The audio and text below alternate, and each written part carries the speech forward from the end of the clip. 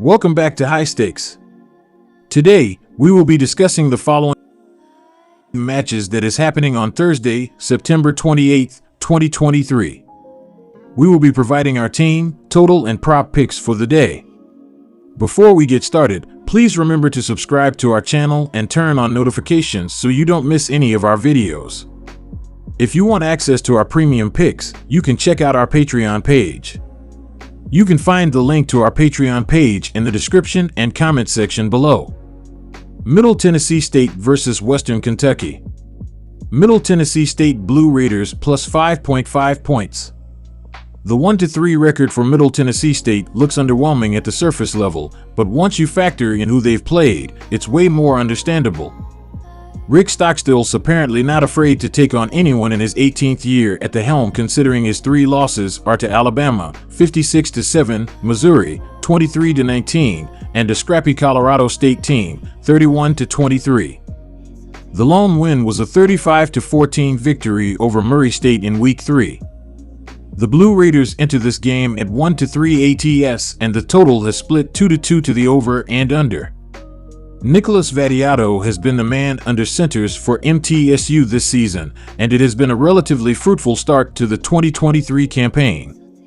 The sophomore has racked up 916 yards on a 70.6% completion rate while adding 7 touchdowns and 2 interceptions. Jaden Creedle leads the rushing attack with 188 yards on 30 carries, 6.3 YPC. Vattiato also has 133 yards on the ground for an average of 3.2 yards per carry. It has been a rough start to the year for Scott Schaefer's defense. His unit is currently ranked 115th in points allowed per game to FBS opponents, allowing 36.7 points per contests. In terms of yardage allowed, that translates to 375.0 yards given up per contest, which is 67th overall. The upcoming CUSA opener promises to be an intriguing matchup, with both of these schools harboring high ambitions for the year. My preference in this game leans toward Middle Tennessee, mainly based on their opponents and the competitiveness of a couple of their losses. Notably, the Blue Raiders narrowly lost to a now-ranked Missouri team, falling by a close score of 23-19.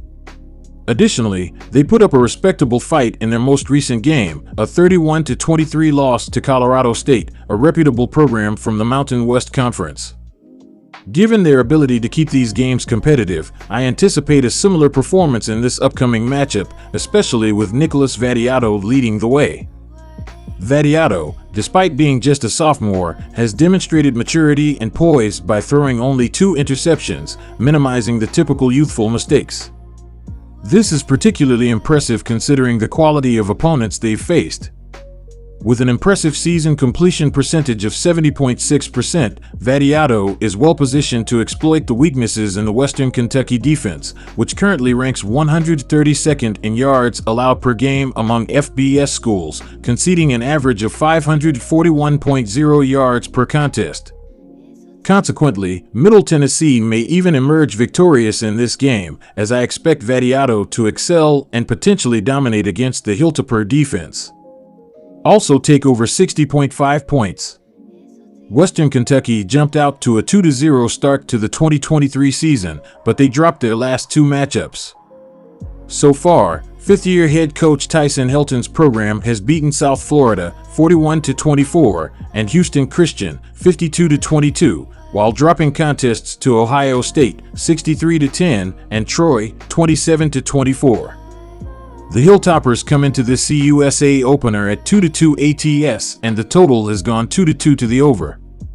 Senior quarterback Austin Reed is in charge of the offense this season, and he's been solid out of the gate. The signal caller has already amassed 1,071 passing yards for a 9-to-1 TD/INT ratio. That moves him up to a career total of 5,815 passing yards to go along with 49 touchdowns and 12 interceptions. As for the rushing attack, Davion Irvin Poindexter leads the way with 101 yards on 21 carriers, 4.8 YPC. Marquise Stepp has also taken 21 carries for 88 yards, 4.2 YPC. Western Kentucky has struggled mightily on the defensive side of the ball as they've allowed an average of 541.0 yards per game to FBS opponents. That's the 132nd best mark in Division I. To put that into perspective, there are only 133 teams in Division I football. In terms of points allowed, second-year coordinator Tyson Summers' unit is giving up 38.0 points per game, which is good enough for 119th overall. As you can see from my analysis above, I'm expecting this game to see a ton of scoring from Middle Tennessee State. On the flip side, MTSU's defense hasn't exactly been the cream of the crop either. They've allowed 36.7 points per game this year, which is just 115th in the country. Considering we have a senior quarterback in Austin Reed who's playing at home, I think he'll put up plenty of points as well. What's interesting is that the totals for this matchup over the last 2 seasons have sat at 67.5 and 66.5. So, the odds makers have essentially taken a touchdown off of this year's matchup. I'm going to take this opportunity to lock in the over with these 2 trustworthy quarterbacks against lousy defenses. Finally, it's worth noting that the over is 5-0 the last 5 times that this matchup has been played in Bowling Green.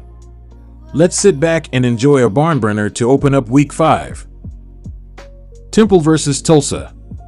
Take Tulsa minus 3.5 points. The Golden Hurricanes had 3 turnovers, 1 inside the red zone, but they could hold on to the ball when it mattered, scoring a go-ahead touchdown as Taj Gary had his longest rush of the day, 17 yards, and made it to the end zone. The defense came away with an interception on their side of the field to thwart NIU's last-ditch efforts. Tulsa comes into this contest posting a points-per-game average of just 16.3, which lands them at 115th in the country. The trouble with the offense has been their inability to protect the pill. The Golden Hurricanes are giving the ball up 3 times per game on average, and a red zone fumble nearly proved to be costly in their last game. The Golden Hurricanes have done well to move the sticks and sit 56th in third down conversion, but again, the turnovers and questionable decision-making from Cardell Williams have been costly. This has resulted in Tulsa coming away with a touchdown on just 80% of their red zone trips. Williams appears to move too slowly through his progressions, and while he was facing arguably one of the top defenses in the MAC this season in NIU, he completed under 50% of his throws and turned it over twice. This marked his second straight game with 2 or more interceptions. With this known, it isn't all that surprising that Tulsa runs it on over 60% of their plays, which is 11th in America. With 3.7 yards per tote against NIU, the Golden Hurricanes performed better than their season benchmark of 3.1, and Tulsa showed some explosiveness as they had 3 rushes of 15 yards or more. Tulsa's defense has been giving up 41 points per game, but this comes off the back of 2 straight games against top 25 opponents Washington and Oklahoma. Even so, Tulsa showed some of their vulnerabilities against NIU as position player Justin Lynch was inserted after Rocky Lombardi went out with injury. Lynch was able to exploit the run defense of the Golden Hurricanes as he had runs of 29 and 30 yards, one of which resulted in a touchdown. The air defense answered the call, though. They gave up just 1 pass of over 15 yards and came away with 2 interceptions, one sealing the game. They'll need to tighten it down on third down as opponents have converted on over 57% of their tries, but inside the 20, Tulsa has done well to slow opposing teams and has given up points on just 75% of their trips allowed. The pass defense will need to continue to shine this week. E.J. Warner has been thrust into a pass-heavy offense, and while he's thrown over 230 yards in each contest, he's eclipsed the 60% completion rate just once. He'll face a tough pass defense in the Golden Hurricanes, who have had a nose for the ball.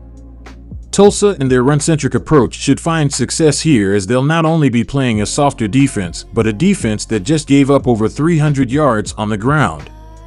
Turnovers have been a bugaboo for Tulsa's offense, but with a step down in defense here, I expect them to hold on to the football.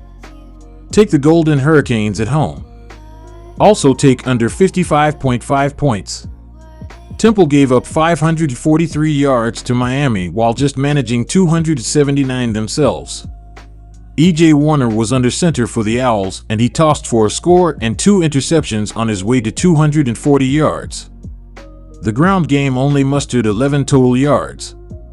Warner's favorite target was Ahmad Anderson Jr., who posted a 10-117-0 line. Temple comes into this game sitting 127th in points per game, with just 12.7 on average. This is a bit of a misnomer, as the Owls managed just 7 against Miami and Rutgers, 2 step-ups in competition. Against inferior competition, take Norfolk State, for example, the Owls put up 41 points and over 500 total yards of offense. What's hindered the offense has been their inability to move the sticks on third down, sitting 77th in the country, and their lack of success in the red zone. It hasn't helped that starting QB, Warner, has thrown 4 interceptions over 3 games. Of course, Temple's play style under Stan Drayton has been air raid heavy.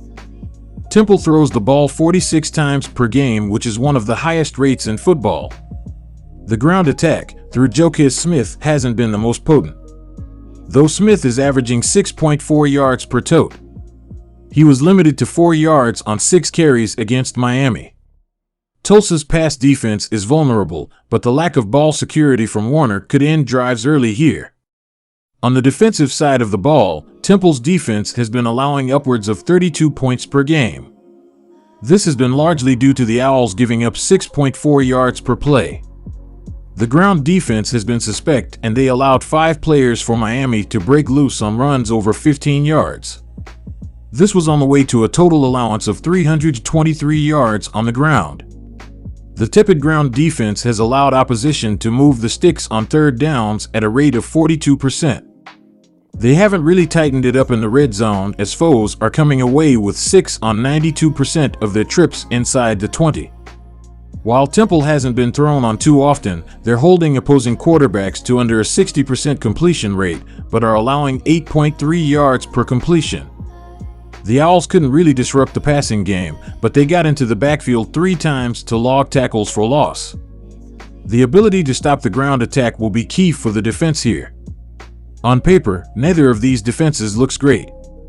However, they've faced far superior competition over the first couple of weeks, and as we enter conference play, the playing field will be much closer to even.